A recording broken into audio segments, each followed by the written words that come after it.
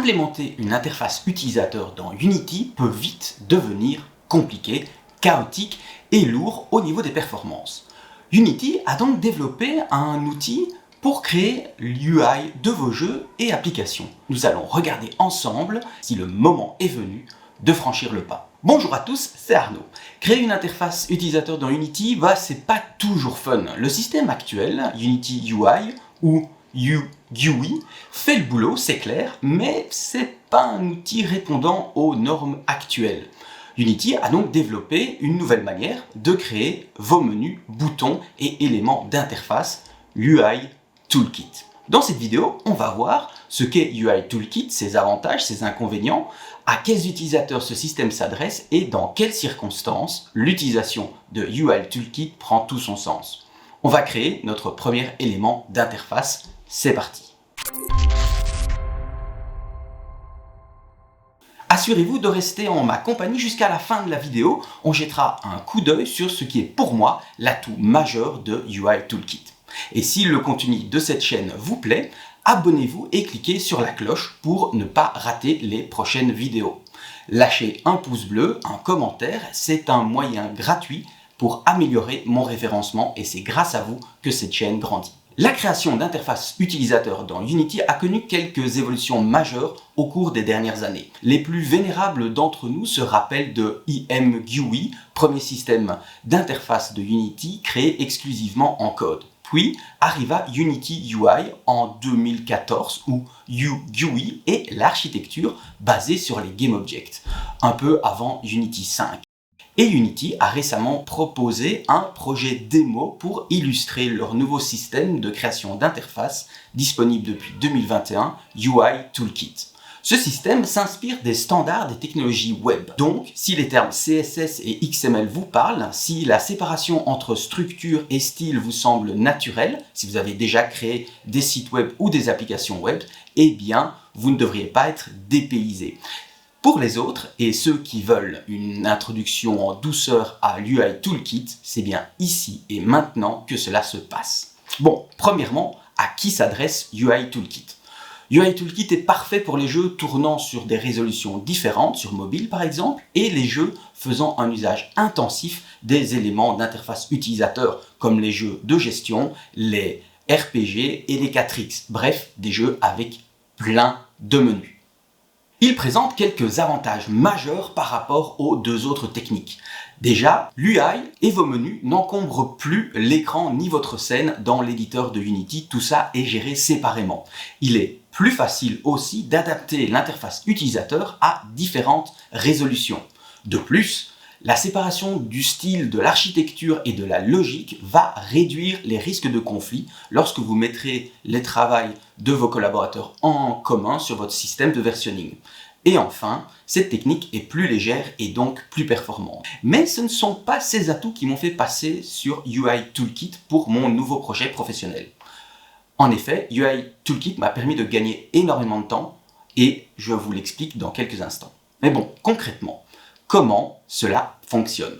UI Toolkit va séparer la structure de votre interface et son style et sa logique. La structure sera stockée dans un élément de type UXML et le style dans un fichier USS. La logique sera, quant à elle, sur une classe de type C#. Cette manière de faire rappelle énormément le développement web avec HTML, CSS et JavaScript. Pour créer un élément d'interface avec UI Toolkit, faites un clic droit sur la hiérarchie de la scène et sélectionnez UI Toolkit UI Document. Cela crée un nouveau GameObject avec le component UI Document. Un nouveau dossier est également créé dans votre projet, UI Toolkit, qui contient les fichiers de configuration de l'interface. Le component UI Document a également besoin d'un asset de type Visual Tree. Dans le projet, créons un nouveau UI Document en allant dans le menu UI Toolkit.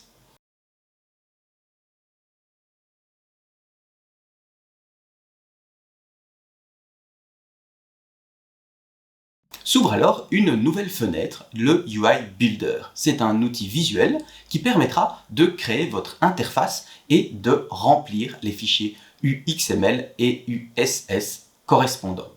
Regardons les différentes parties de cette fenêtre. En haut, la liste de Style Sheets, USS, utilisée par votre menu.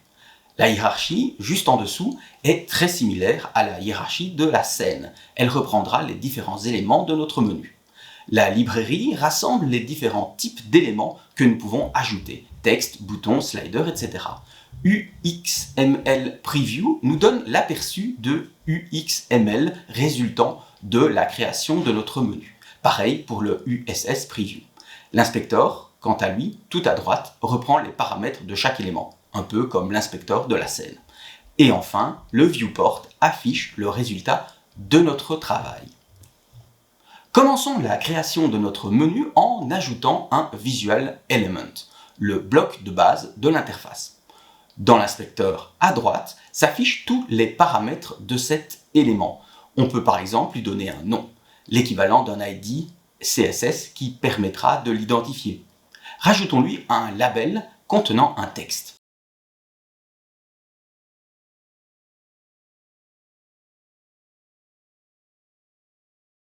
Une fois terminé, sauvegardons nos changements et retournons sur la scène pour référencer notre asset dans le UI document.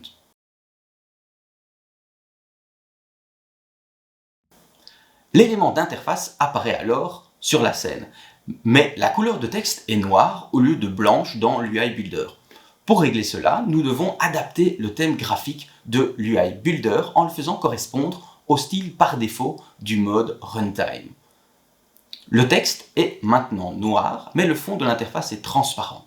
En cliquant sur My First Menu UXML dans la hiérarchie, on peut choisir la couleur de fond de l'environnement de travail. Changeons aussi la couleur du texte et définissons la taille de notre menu. Sa largeur aura 33% de la largeur de l'écran et sa hauteur 50%. En jouant avec les options d'alignement, on peut centrer le texte par rapport au menu et augmenter la taille de la police. Ajoutons ensuite un bouton à notre menu. Il va automatiquement se placer sous le texte. Des options en accès rapide à côté du nom de l'élément permettent de modifier rapidement l'alignement de ces enfants. On peut par exemple forcer l'étirement des enfants pour correspondre aux parents. Ajoutons un élément group box qui contiendra deux boutons côte à côte.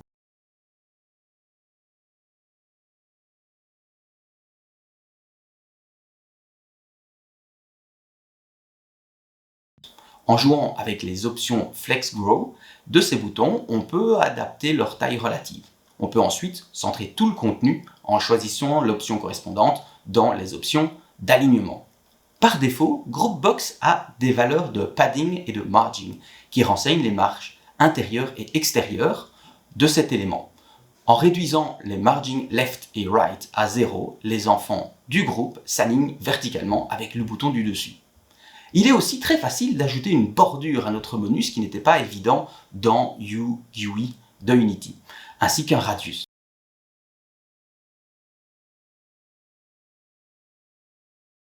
Terminons par centrer le menu verticalement et retournons dans notre scène. Notre menu est bien positionné au centre de notre écran.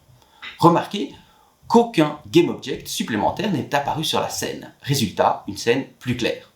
Retournons dans l'UI Builder pour renommer nos boutons et changer leur texte.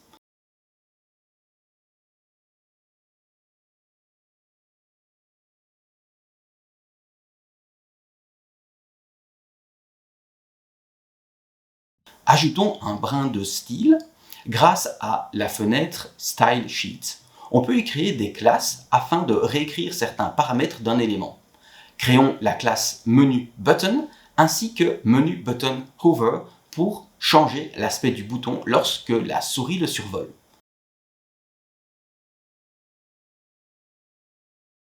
En sélectionnant Menu Button Hover dans la Style Sheet, changeons la couleur du texte et la teinte du bouton.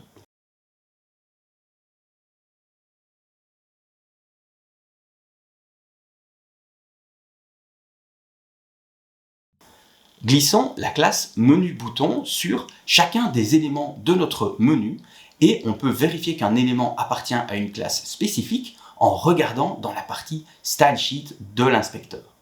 Si on lance la scène, on remarque que le bouton change de couleur, de texte et de teinte lorsqu'on le survole.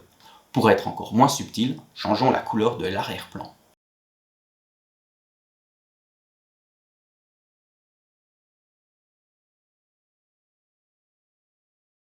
Parfait, là c'est plus du tout subtil. Reste maintenant qu'il faut implémenter la logique. C'est la partie finale de ce trio UXML, USS et C#. Créons un GameObject et un script qui va contrôler notre UI.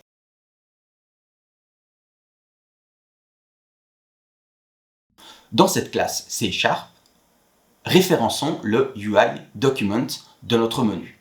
Dans sa fonction start, récupérons le visual root element, le visual element à partir duquel la hiérarchie commence.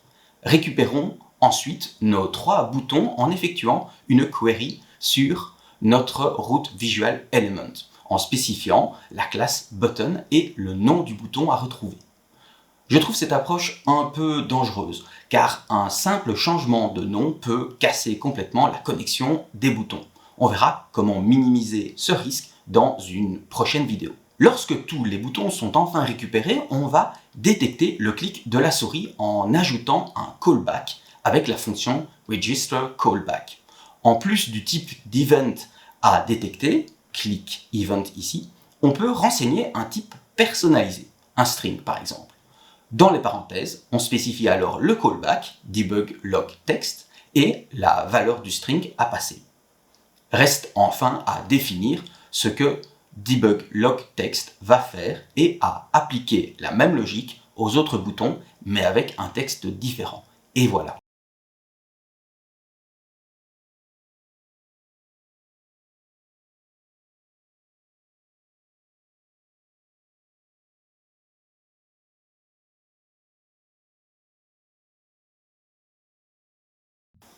De retour sur la scène, le texte s'affiche dans la console lorsque je clique sur le bouton.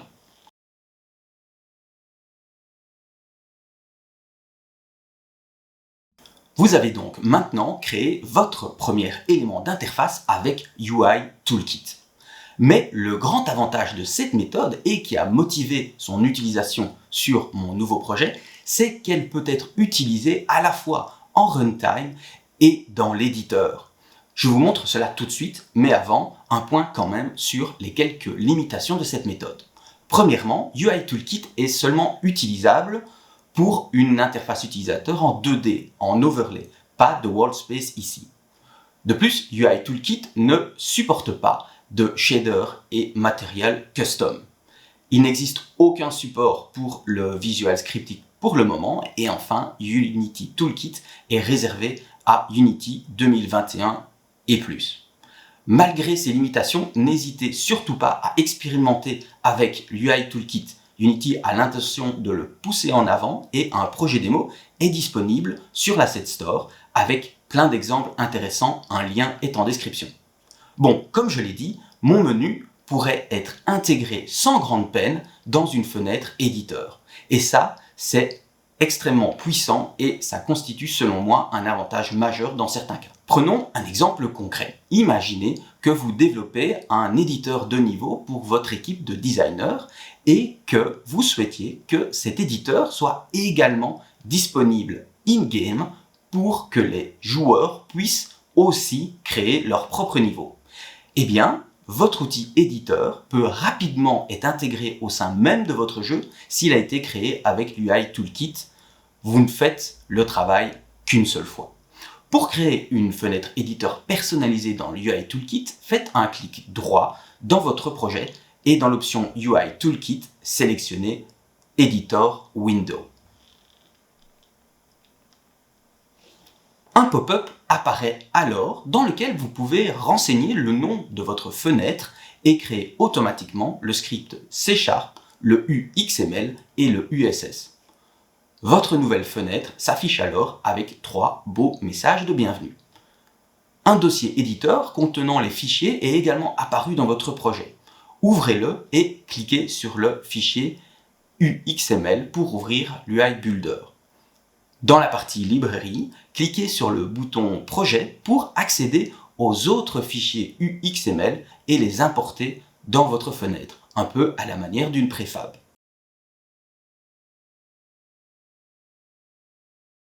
Sauvez et ouvrez ensuite votre fenêtre éditeur pour voir votre menu apparaître et réagir au passage de la souris. Et comme la logique du menu est indépendante de sa structure et de son style, vous pouvez tout à fait créer une autre logique en réutilisant l'objet graphique. Bon, UI Toolkit, c'est quand même un gros morceau et il faudra bien plusieurs vidéos pour en faire le tour. Alors, si vous voulez en apprendre plus, cliquez sur ce satané pouce bleu, laissez-moi un commentaire et si vous l'avez déjà essayé, dites-moi ce que vous en pensez. Merci beaucoup d'avoir regardé cette vidéo jusqu'au bout. N'hésitez pas à la partager autour de vous si elle peut s'avérer utile et à soutenir la chaîne en vous abonnant, en cliquant sur la cloche, en laissant un pouce bleu et un commentaire. Moi, je vais de ce pas retourner jouer avec UI Toolkit et vous confectionner d'autres vidéos. En attendant, je n'ai plus qu'à vous souhaiter une bonne journée, une bonne soirée. À très bientôt. Allez, bisous.